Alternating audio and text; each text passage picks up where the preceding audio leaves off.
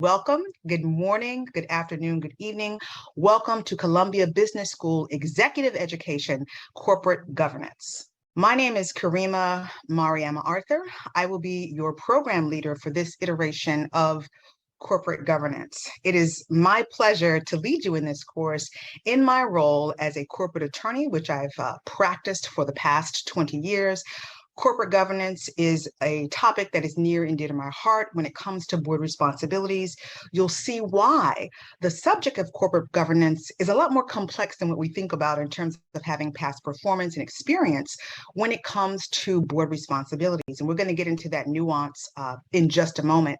I've had the pleasure of leading this course over the past 8 months, and I have really been impressed with the level of scholarship and the level of interaction with directors and would-be directors all around the world. So I am excited that you're here with me today and that you are interested in learning more about the possibility of taking this course with us when we begin here in the next few weeks. This course will be led by the amazing Professor Shiva Rajgopal.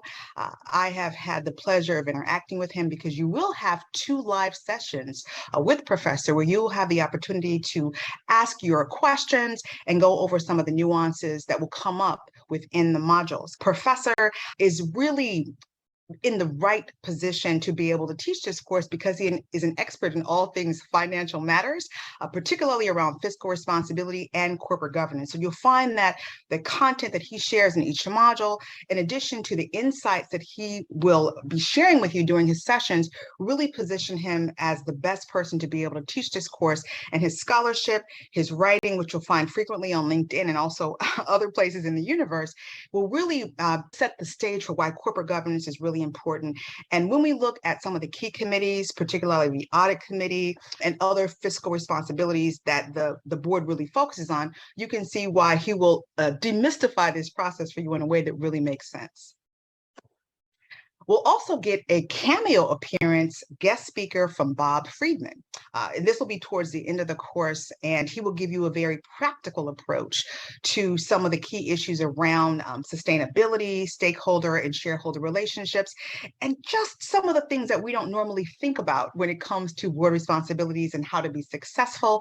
Also, how to set yourself up for success if you've never been a member either of the C-suite or of a board, and what you can do to set yourself up for success. So look forward to that as well. Why should you attend this program, particularly at Columbia Business School? We know that it has a storied reputation of well over 100 years, and we have graduates in every industry across industries all around the world. Now, this includes Nobel Peace Prize winners, members of the United States Supreme Court, federal justices, Academy Award winners, and also United States presidents. So you are at the right place at the right time to receive a quality education, particularly around corporate governance. Who is this program for? Some of you have already signed up for the course and are just fact checking here. Some of you are interested, but you want to make sure that this is the right course for you. Let me tell you who this program was designed for. First of all, senior executives who currently are board members or would like to be, or on the fast track to becoming. You are high performers and high potentials, and you really want to understand what is corporate governance all about?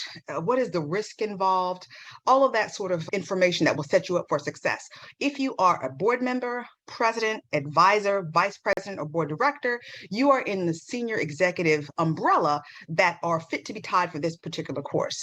Also for CC executives, you are part of the management who interfaces with the board, and you want to be able to enhance your understanding of these critical strategic imperatives. We're talking about chief executive officers, chief technology officers, chief strategy officers, executive directors, managing directors, and also founders or co-founders. If you find yourself in this umbrella or potentially outside of this umbrella with the strong interest for moving up in the C-suite chain, you should take this course because it's going to give you the foundation of the fundamentals that will really help you to understand this at a high level. What kind of issues come up when you're thinking about corporate governance? We're talking about sustainable business value through the practice of proactive corporate governance. And so when you're thinking about compliance, That's one of the first issues that comes up, because in this course, we're talking a whole lot about fiduciary responsibility. We're going to look at what the court says. We're also going to look at what does the law say when it comes to what your responsibility is, again, besides the normal duties, the board commitments, and so forth. So if you really want to maintain and create long-term sustainability for the business and organization that you're working for, you want to make sure that you really understand how value is created, but also how proactive governance is sustained through understanding these key principles. Let's look at some of the program specifics. Some of the key takeaways that I really want to bring front of mind for you is what this program enables you to do.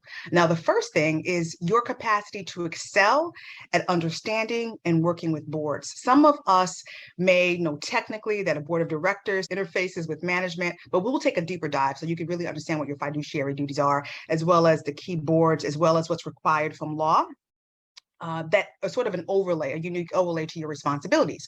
We'll also assess whether capital received from shareholders is being deployed efficiently by the board and senior management. Why would that matter?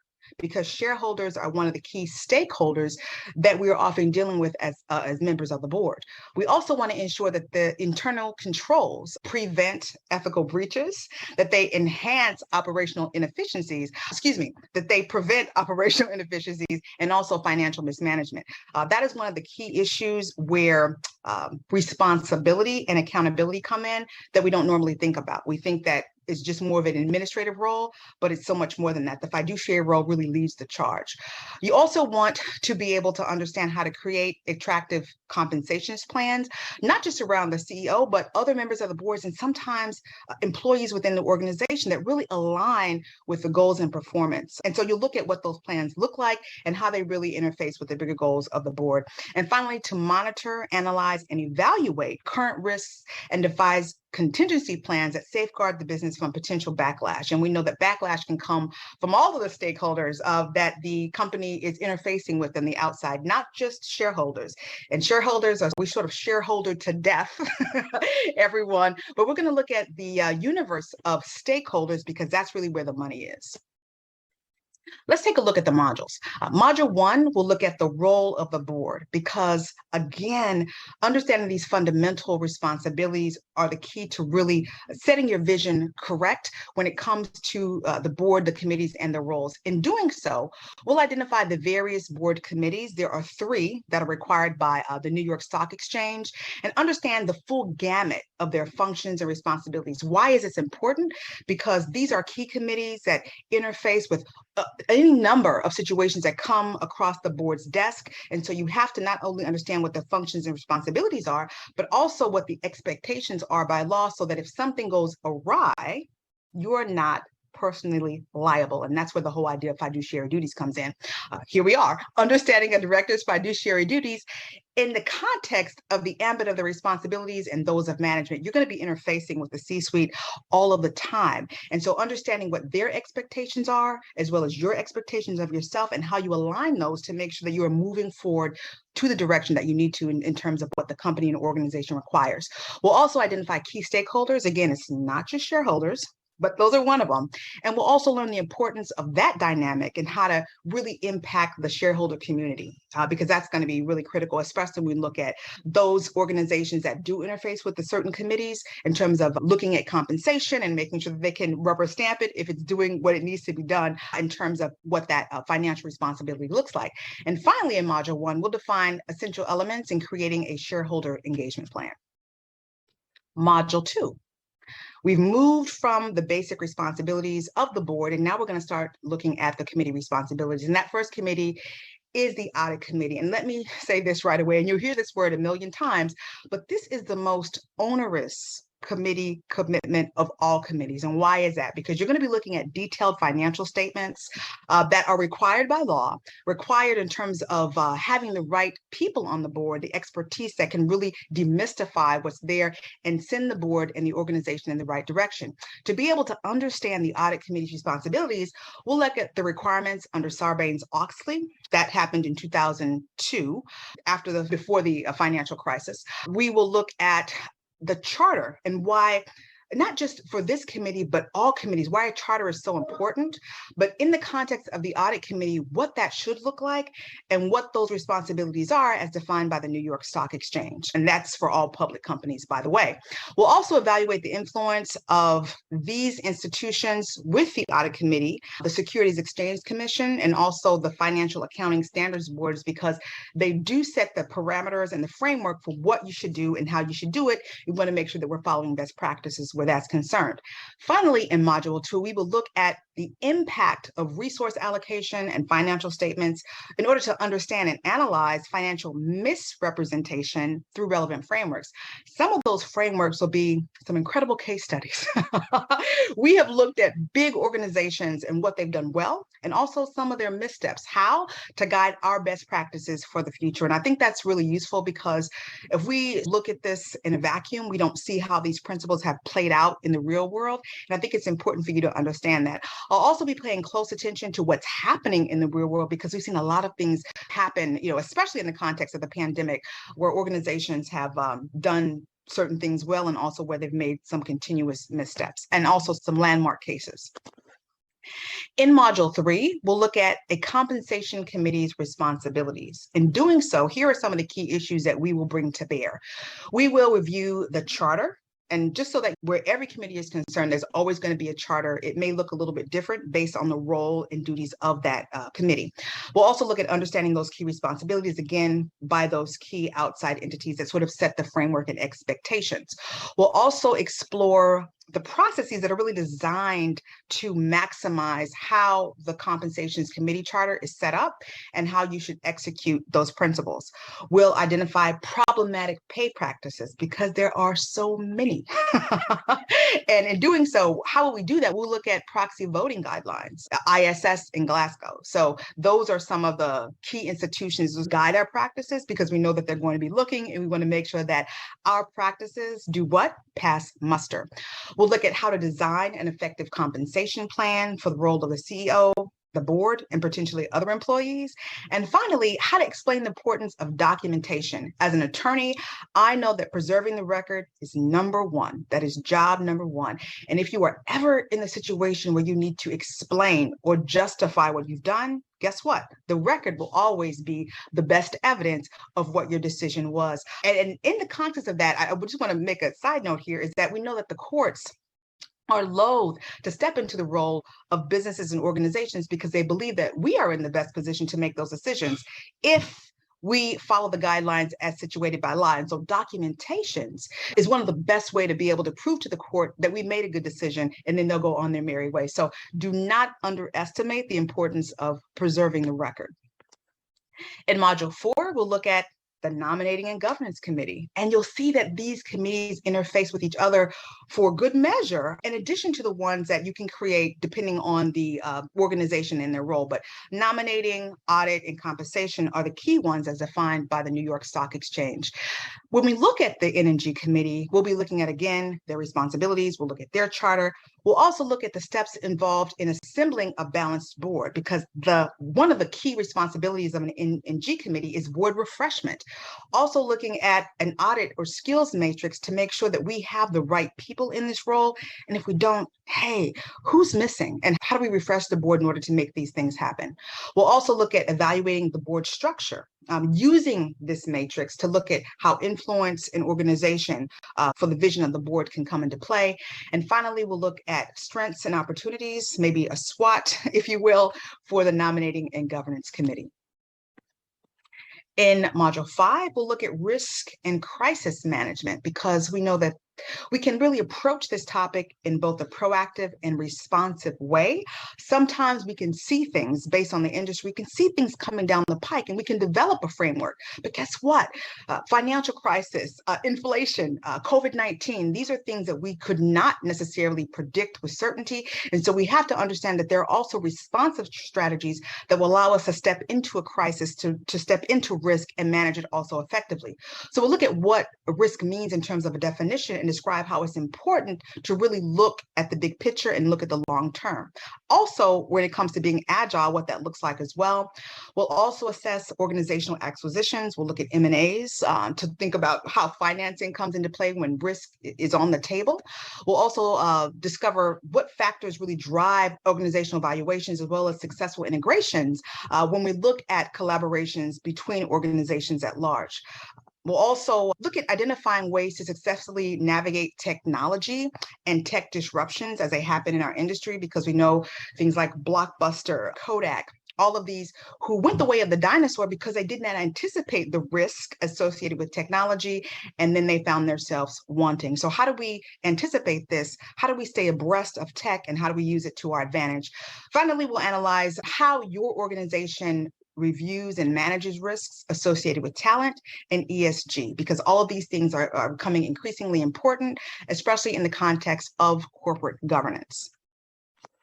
We'll look at some key case studies. That includes IBM and WorldCom, particularly around the work of the Audit Committee and the Compensation Committee. We know that even the biggest, baddest organization in the world have not always done things the way that they needed to do them. And we'll look at some of the mistakes they made, maybe ask ourselves what they could have done differently. And the insights that we glean from those case studies will really be the best evidence of best practices going forward. And I think you're going to have a lot of fun with these, because some of us didn't know that these missteps existed, but understanding that no organization is perfect, but with the right information, we can all make better decisions. And really, it really comes down to strategy and good decision making when you look at the foundation of corporate governance.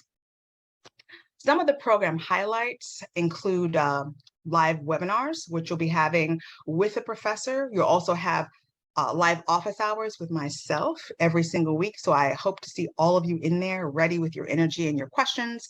The learning is really quite accessible. In the modules, you'll see a few videos. The videos are normally 5 to 7 minutes, and the modules will vary in terms of how many videos, but they're really bite-sized so that you can assess them if you're listening to them on the car during your commute, or you decide to do it early in the morning or late night, whatever works for your schedule. You'll find a way to make it work for you.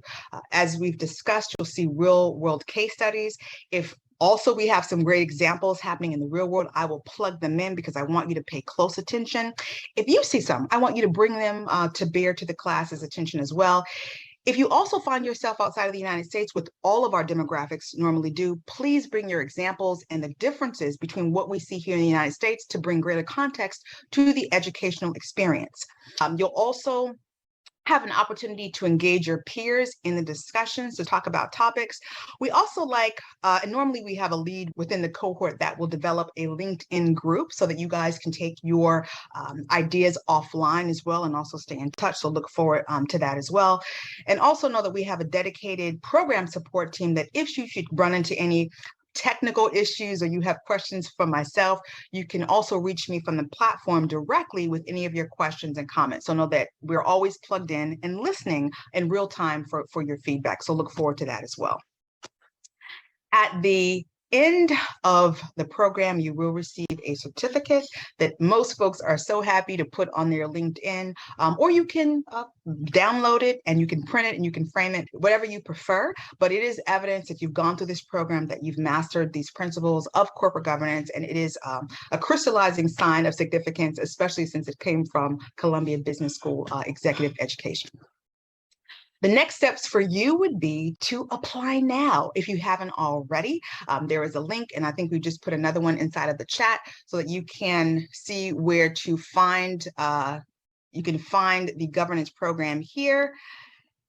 This was a brief snapshot just to give you some of the fundamentals of it. So there'll be more, for those of you who've already joined the program formally, you'll see that we'll also have an orientation before we start module 1 that will really cement it, and we'll take a deeper dive into some of the modules, and you'll have another opportunity to engage me as well. Which days of the week are we supposed to have classes? How long do the classes take? Those live sessions with myself or the professor will usually be held on Tuesday at 10 o'clock Eastern time, which is 2 o'clock UTC time. And they are normally held for an hour. The great thing about the office hours is if you are not there live, you do have an opportunity to still get everything that happened when you weren't there within 24 to 48 hours, because we record everything and we also upload a link to the slide. So some weeks you may be busy or you may have a conflict, but you'll still have access as if you were in the course live. One of the other questions I'll just say that comes up that you might not be front of mind right now is in terms of the assignments and due dates. And we'll go over this a lot more specifically as we get into the modules, but you will have required assignments every single week. You also have some tried assignments. So the tried assignments are assignments that will re-cement the information for you, give you a chance to apply it in real time. The required assignments are the ones that absolutely have to be done for you to be able to receive your certificate. They have a due date of, I believe, every Thursday of every week. Now, sometimes we get notes that say, can we have an extension? It's no problem. If you're a day or two late on it, don't worry about it. We want you to try to do everything on time so that you can be focused on the content at hand. But if you are a day or two late, don't worry about it. What you do need to worry, however, is as we get to the close of the course, we want to make sure that everything is submitted on time. And if you might need a few extra days when we get to the final, inclusive of any assignment that may be outstanding, you do want to send me a note so I can make note of it and we don't close out the portal for you. Another thing I want to say that may be reiterated in the orientation is that you will have access to all of the online assets for 365 days. That's right, a whole year afterwards. If you don't take the opportunity to download all of the course assets or any of the other information that is there, know that you do have a full year, although I encourage you to do it, as you go along, just for your records in terms of the learning experience. The program is about 6 weeks. There are a few weeks that we skip just because of holidays and things like that. But overall, it's 7 live sessions, including 5 with myself and 2 with the professor. In the beginning, I talked about the fundamentals of the kind of groups that are focused on this course. I talked about senior directors or would-be directors. So even if you're not necessarily in the pipeline, so to speak, if this is an ambition of yours and you want to get positioned, then you are in the best position if you get this course in terms of fundamentals. Yes, if you are a would-be director or that's an ambition for the future, get this because you're going to be much better off. And let me say this too, I am a fan of lifelong learning. So this is not the only course, this is not the end all. This might be the beginning of your education around corporate governance if you didn't know about it before. If you have dabbled in, you have your toe in of corporate governance, this will give you an edge. But I always really encourage people to continue the education. Lifelong learning is essential. If you do want to get started, it's important for you to probably go ahead and sign up this week just so that you can have the time to set up your schedules, your priorities and your responsibilities, because everyone that takes this course is a working professional. I know that none of you are traditional students. We want to make sure that you have the time and capacity to set everything up and go into the course very relaxed, but also focused on the time frame so that you can be successful. And this is so important when it comes to thinking about your role, especially as you move up the corporate ladder, so to speak. So many organizations are in need of very capable directors, and not just people who've had past performance or who've served in certain capacities, but people who really understand the role and responsibilities and can help to create a culture of those responsibilities where the corporates are concerned. And really that is the differentiation between corporations that excel and those that go the way of the dinosaur as well, because it's really important to understand that the law, it has to be followed, but to be followed, it has to be understood and be able to create a culture that really respects that fiduciary duty. And so I'm really excited that Columbia has offered this course. It's been incredibly popular over the last several months. And for those of you who are going to be taking it, I think you're going to be very happy with the content that you receive. And again, Professor Rajgopal is a diamond. He's really a diamond. He's funny, he's cutting edge, and he really provides an insight that I think most directors probably wish that they had. So I look forward to seeing you all. Those of you who will be joining us in the next few weeks, those of you who are not watching live but are getting this, I look forward to seeing you come across as well. And we see that some more links have come in through the chat that will get you ready and give you access to exactly what you need and a little more information about the program and the schedule. There are 2 links there. Please do capture them so that you can get a little more information and any other questions, particularly those around finance, and payment plans for the program. All right. Thank you all so much for joining us. I look forward to seeing you all in just a few short weeks. Enjoy the rest of your day and have a great week ahead.